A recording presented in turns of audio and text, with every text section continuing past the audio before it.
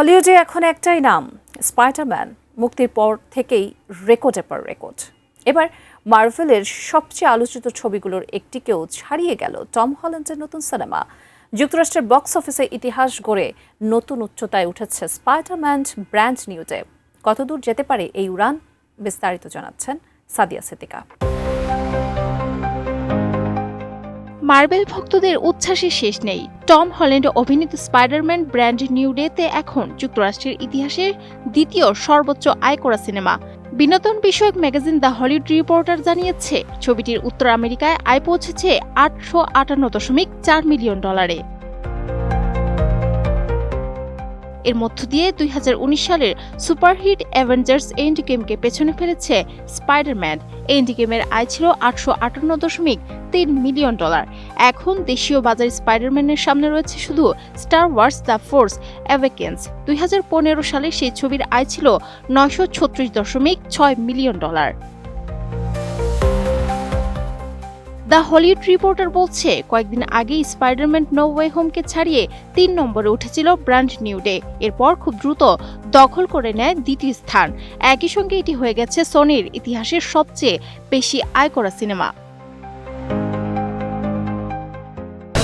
Breaking news, Angela could circle. শুধু যুক্তরাষ্ট্র নয়, বিশ্বজুড়েও চলছে এই ছবির জয়যাত্রা। সর্বশেষ হিসাব অনুযায়ী সিনেমাটির বৈশ্বিক আয় $2.22 বিলিয়ন। এর ফলে সর্বকালের বিশ্ব বক্স অফিস তালিকায় এখন 6 নম্বরে রয়েছে ব্র্যান্ড নিউ ডে। পেছনে ফেলেছে স্টার ওয়ার্স দ্য ফোর্স অ্যাওয়েকেন্সকে। বিশ্লেষকদের ধারণা, খুব শিগগিরই টাইটানিককেও ছাড়িয়ে যাবে স্পাইডারম্যান। বর্তমানে টাইটানিকের বৈশ্বিক আয় $2.26 বিলিয়ন। আর 4 নম্বরে থাকা চীনের অ্যানিমেশন ছবি নে ঝা 2-র আয় $2.27 বিলিয়ন।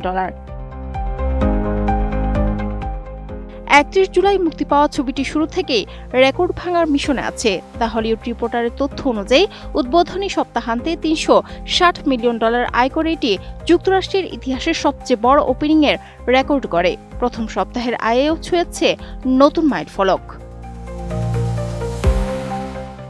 মাত্র 19 দিনে $800 মিলিয়ন আয় করে সবচেয়ে দ্রুত এই মাইলফলকে পৌঁছানো সিনেমার তালিকায়ও জায়গা করে নিয়েছে ব্র্যান্ড নিউ ডে। বিশ্বজুড়ে $1 বিলিয়ন ঘরেও পৌঁছায় অবিশ্বাস্য গতিতে। ছবিটিতে টম হল্যান্ডের পাশাপাশি অভিনয় করেছেন জেন্ডায়া, স্যাডি সিঙ্ক এবং জন বার্নথার। পরিচালনা করেছেন ডেস্টিন ড্যানিয়েল ক্রেটন। মুক্তির প্রায় 5 সপ্তাহ পরও প্রেক্ষাগৃহে দর্শকের ভিড় মোটেও কমেনি। অনেকেই বলছিলেন সুপারহিরো ছবির জনপ্রিয়তা কমেছে, কিন্তু সেই ধারণাকে চ্যালেঞ্জ করেছে ব্র্যান্ড নিউ ডে।